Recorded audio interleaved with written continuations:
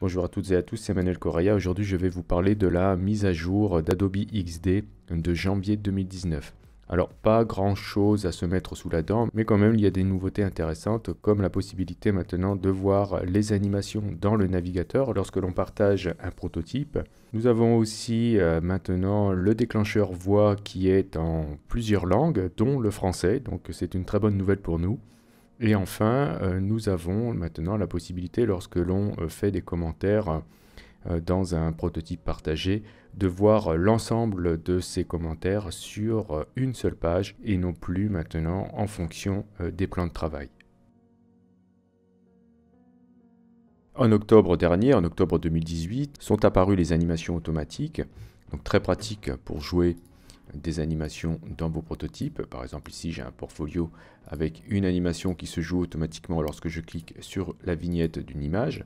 Bien, alors ça c'était déjà très intéressant. Le problème, c'est que on ne pouvait pas voir ces animations lorsqu'on partageait le document et lorsqu'il était donc lu dans un navigateur.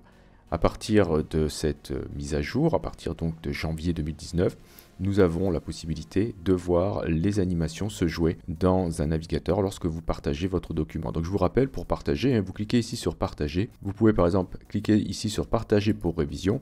Bon, je l'ai déjà fait ici.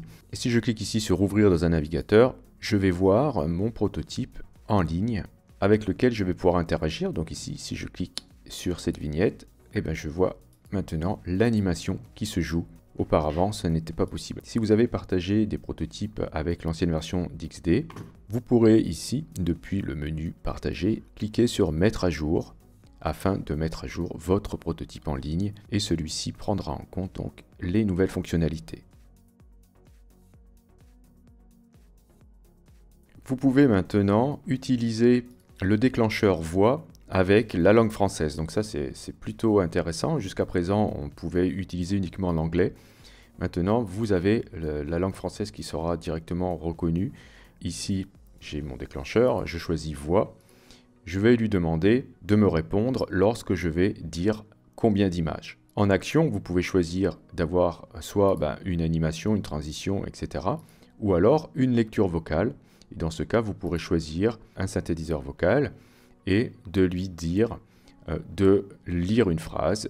Ici, en l'occurrence, la réponse à ma question sera « Il y a 24 images dans le portfolio ». Donc on va tester ça. Je clique ici bien sûr sur l'icône aperçue sur ordinateur et je vais appuyer sur espace pour activer mon micro. Et je vais dire la phrase que j'ai indiquée pour le déclencheur. Combien d'images?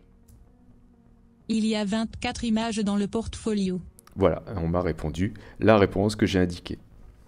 Donc pour nous, les Français, on va pouvoir s'amuser avec ce type de déclencheur.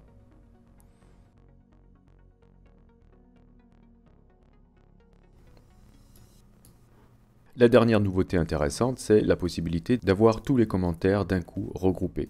Auparavant, seuls les commentaires sur un plan de travail en particulier étaient affichés dans la colonne de droite. Dorénavant, vous aurez l'ensemble des commentaires de tous les plans de travail affichés au même endroit. Si vous souhaitez revenir avec un fonctionnement antérieur, vous avez ici la possibilité de décocher ici tous les commentaires à l'écran, ce qui vous permettra de ne voir à l'écran uniquement les commentaires dédiés au plan de travail que vous avez sous les yeux. Si vous cliquez maintenant pour afficher tous les commentaires à l'écran, les commentaires pour le plan de travail actuel seront signalés par un liseré bleu ici.